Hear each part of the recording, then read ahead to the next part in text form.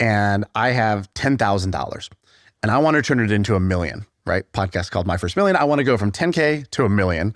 So that's 100X. How would I take 10K and turn it into $1 million? The thing about investing is that opportunities are not going to show up just because you have the cash. So I would make some tweaks to your thinking first about the 10K. So I would say, okay, the 10K is a good starting point. But what I also want you to do separately from that is have a day job. Yeah. Okay. And I want you to spend less than you're earning.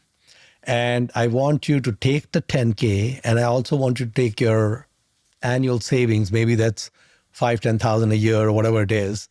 And normally I would say put it into an index, right? The index, like the S&P, is overheated. We can't go there right now. Circa 2025, we cannot go into the S&P. Okay, maybe 2035 we can, but not 2025. So what I would do is I would treat Berkshire Hathaway as the index. So I would just say the default currently is you put it, dollar cost average into Berkshire Class B shares, right? And you keep doing that day in, day out. And if we did that, the math is really simple.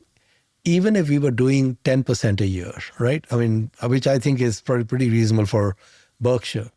Rule of 72, we would double every 7 years. Life is all about doubles, okay? Let's say we are a 20-something guy with 10,000 and you go for 50 years or 49 years. It's 7 doubles. Right. Okay. 7 doubles is 128. Okay. It's 128 times your money. I gave you more than 100x. Right. I gave you 128x in 49 years. Without having to be a genius. Without doing anything. Right. So this is just plan B. Right. Where we put the 10,000 in, it becomes more than $1 million, 1.33 million with no taxes paid. Right. There's no dividend, there's no taxes, there's nothing.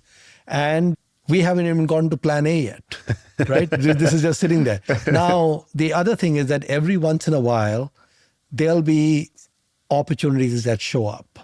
And what we're looking for is something that hits you in the head with like a 2x4. So the best investments are ones that make no sense. You cannot make sense of the numbers. It's too good to be true. It's just weird and all of those things. So when these kind of unusual things come together where things don't make sense, right, that's when we want to dive in. So basically, if we are plan A, Berkshire Hathaway, plan B, looking for anomalies, right? Every so often, not very often, every so often, you will find something weird. And we've got all the time in the world. We can research something for 3 months. It turns out it's not that great. Let it go. Right. We've got Berkshire still cranking. Okay. So if you look at Warren Buffett, in his 2022 letter, he said that in 58 years of running Berkshire, there have been 12 decisions that have moved the needle for Berkshire stock. Now, in 58 years, he made more than 300 or 400 purchase decisions for stocks and businesses, okay? Out of 300, if I take a conservative number, it's actually more than that, only 12 were exceptional. And he said there was one good idea on average every 5 years, okay? This is Warren Buffett. Right. With a 4% hit rate, okay?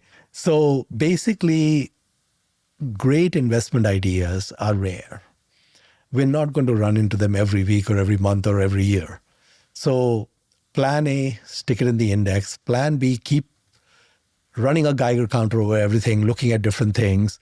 And when something doesn't make sense, drill down. And every so often, you're going to hit a mother lode. Right. And when you find something that's a mother lode, you peel off 10, 15% of what you have in Berkshire, put it into that. Let it play out, then put it back into Berkshire. Right. Right. And just you keep doing that. And now your 100x is going to show up in half the time or less.